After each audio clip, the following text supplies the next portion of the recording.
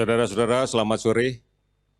Pada hari ini kami akan memberikan update tentang penanganan pandemi COVID-19 yang dilakukan oleh gugus tugas baik di tingkat pusat sampai ke provinsi, kabupaten, kota, serta perkembangan informasi yang saat ini berada di tengah-tengah masyarakat kita. Saudara-saudara, sampai dengan hari ini, arahan Presiden tetap bahwa semua gugus tugas, mulai dari pusat sampai daerah, agar fokus pada pelaksanaan protokol kesehatan di semua wilayah, baik yang menerapkan PSBB maupun yang belum menerapkan PSBB. Secara disiplin dan terus-menerus harus dilaksanakan, karena kita pahami bersama bahwa saat ini aktivitas masyarakat secara tradisional, secara sudah terbiasa menjelang Idul Fitri pasti akan meningkat.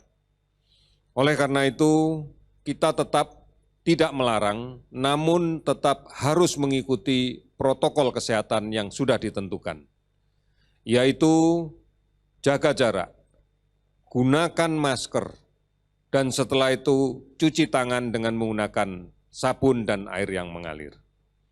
Saudara-saudara, ini adalah upaya yang harus kita lakukan secara terus-menerus jika menginginkan penularan COVID-19 ini bisa kita putuskan. Oleh karena itu, mari kita budayakan cara-cara hidup yang baru dengan melakukan pola hidup bersih sehat, kemudian rajin mencuci tangan, menggunakan masker, menghindari kerumunan dengan selalu menjaga jarak. Inilah cara hidup baru, cara hidup normal yang baru yang harus kita laksanakan mulai saat ini. Ini menjadi penting karena kita sadari bahwa COVID-19 sampai dengan saat ini masih belum diketemukan vaksinnya. Para ahli sedang bekerja keras untuk melaksanakan ini. Oleh karena itu tidak mungkin kita bisa memberikan kekebalan secara buatan manakala suatu penyakit belum kita temukan vaksinnya. Oleh karena itu kita hindari, jangan sampai terinfeksi. Kebiasaan-kebiasaan baru inilah yang menjadi modal utama kita agar tidak terinfeksi COVID-19. Saudara-saudara, kita tidak mungkin kemudian tetap diam dalam situasi yang seperti ini, yang sama-sama kita tidak ketahui kapan akan berakhir. Oleh karena itu, secara perlahan, kita sudah mulai memikirkan kembali untuk bisa produktif, tetapi dengan sebuah jaminan bahwa kita akan terhindar dan tidak terinfeksi COVID-19. Oleh karena itu, produktivitas kita harus benar-benar memperhatikan cara-cara pencegahan agar tidak tertular COVID-19. Inilah yang kemudian harus menjadi kebiasaan baru di dalam hidup kita. Inilah yang kemudian bisa menjadi sesuatu yang harus kita laksanakan. Kita tidak punya alasan lagi untuk kemudian tidak melakukan ini. Karena inilah cara agar kita aman dari COVID-19. Perubahan ini tentu membutuhkan proses, tentu membutuhkan waktu, dan tentu juga membutuhkan keterlibatan semua pihak.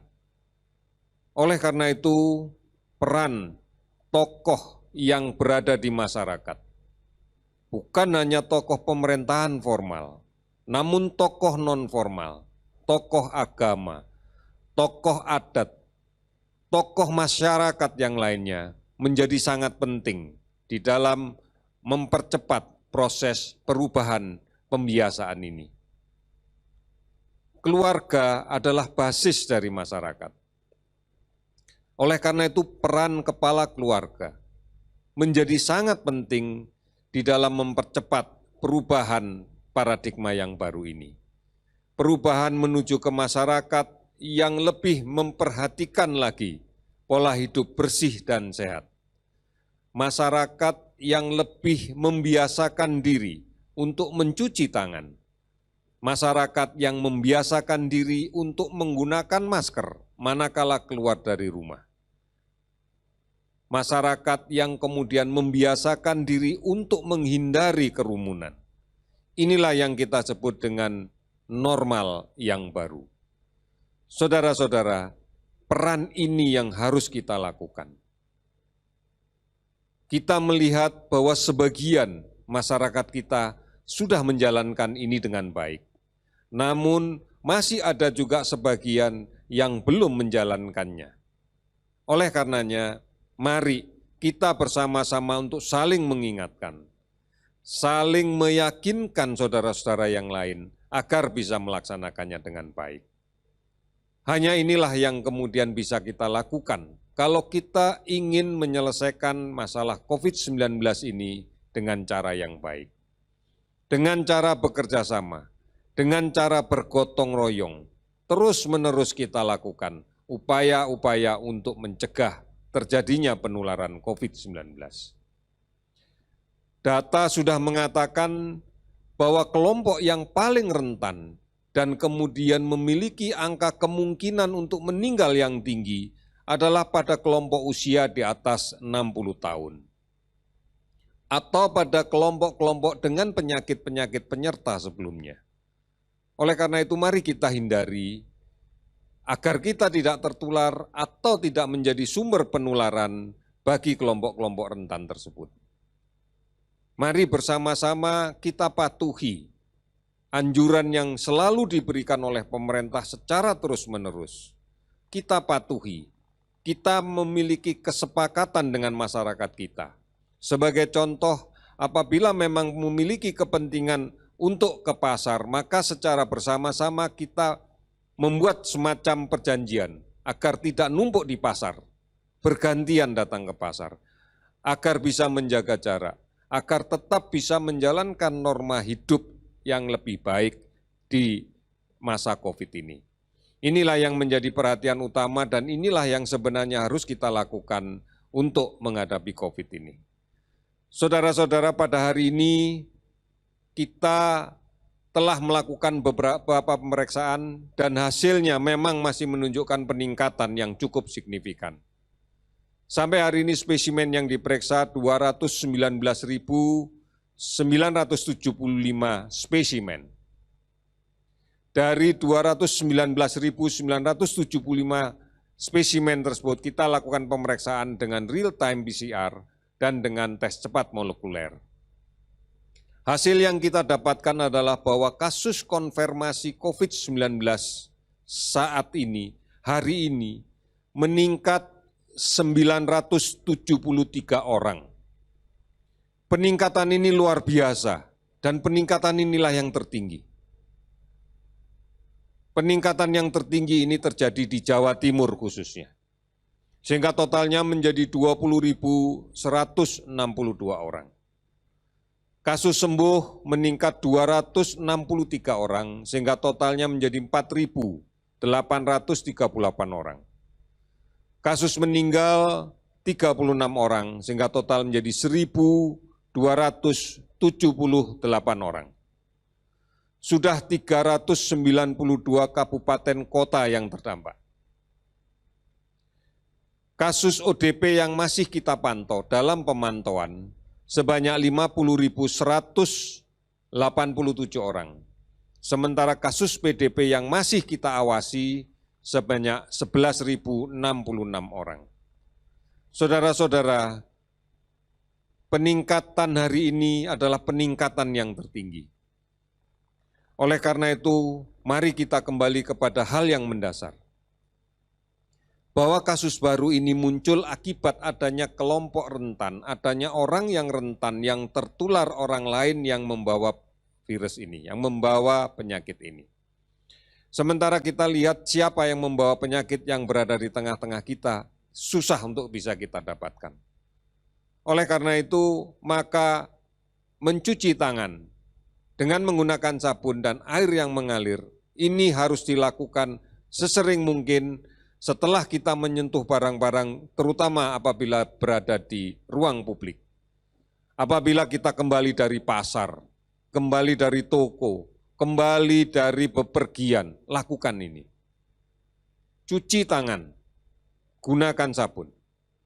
Kemudian, pakai masker apabila keluar rumah. Kita tidak pernah tahu siapa yang sakit di luar rumah. Hindari berkumpul, jaga jarak, setidaknya 1 meter. Dalam situasi sekarang, di mana kebutuhan-kebutuhan untuk hari Lebaran sangat dekat, maka hati-hati dan cegah. Kita bisa mengatur untuk secara bergiliran, bergantian, menuju ke toko, menuju ke warung, dengan tetap memperhatikan jarak 1 meter. Ini adalah upaya bersama yang harus kita laksanakan bersama-sama. Dan inilah peran siapapun untuk saling mengingatkan. Oleh karena itu, bepergian bukan sebuah pilihan. Karena akan makin meningkatkan risiko untuk tertular penyakit ini. Tidak mudik, sekali lagi tidak mudik.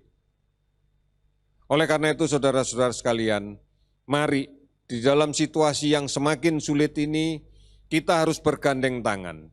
Kita harus memahami permasalahan secara benar. Kita tidak mudah lagi terprovokasi oleh berita-berita yang tidak bisa dipertanggungjawabkan. covid19.go.id telah menyiapkan berita yang cukup. Kemudian call center 119, akun media sosial @lawancovid19, kemudian Halo Kemkes, aplikasi online dan layanan telemedicine yang lain, dan juga ikuti berita terkini yang secara rutin disiarkan tiap hari oleh TVRI dan RRI, dan juga disebarluaskan oleh televisi dan radio swasta lainnya.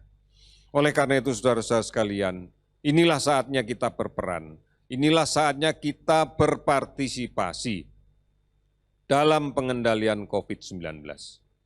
Mari kita lindungi diri kita sendiri, mari kita lindungi keluarga kita, mari kita lindungi lingkungan kita. Hanya dengan cara ini kita bisa melindungi Indonesia. Oleh karena itu, optimisme, disiplin, dan kemudian bekerja sama yang terus-menerus adalah kunci untuk melawan COVID-19 ini. Kita bisa dan pasti bisa. Saudara-saudara, sekian dan terima kasih.